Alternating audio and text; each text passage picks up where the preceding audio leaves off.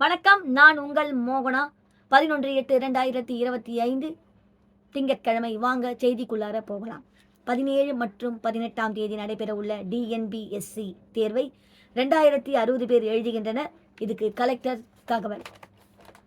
Chengalpattu August 11, 17 மற்றும் 18ஆம் தேதி நடைபெறவுள்ள டிஎன்பிஎஸ்சி தேர்வை செங்கற்பட்டு மாவட்டத்தை சேர்ந்த 2060 பேர் எழுதுகின்றனர்.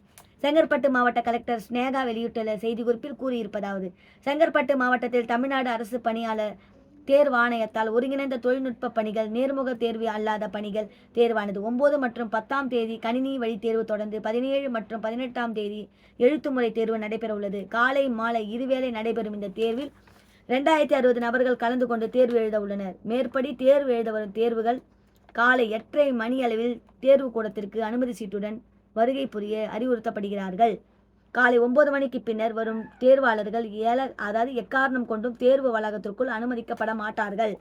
விண்ணப்பதாரர்களை தேர்வாணையத்தின் இணையதளத்தில் இருந்து பதிவிறக்கம் செய்யப்பட தேர்வு கூட அனுமதி சீட்டுடன் தேர்வு நடைபெறும் இடத்திற்கு வர வேண்டும். தவறினால் அவர்கள் தேர்வில் கலந்து கொள்ள அனுமதிக்கப்பட மாட்டார்கள். விண்ணப்பதாரர்கள் தங்களுடைய ஆதார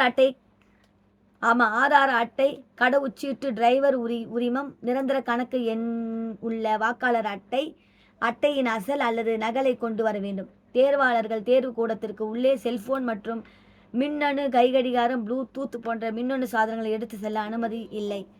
தேர்வாளர்கள் எளிய அனலாக் கைகடிகாரங்களை பயன்படுத்தலாம்.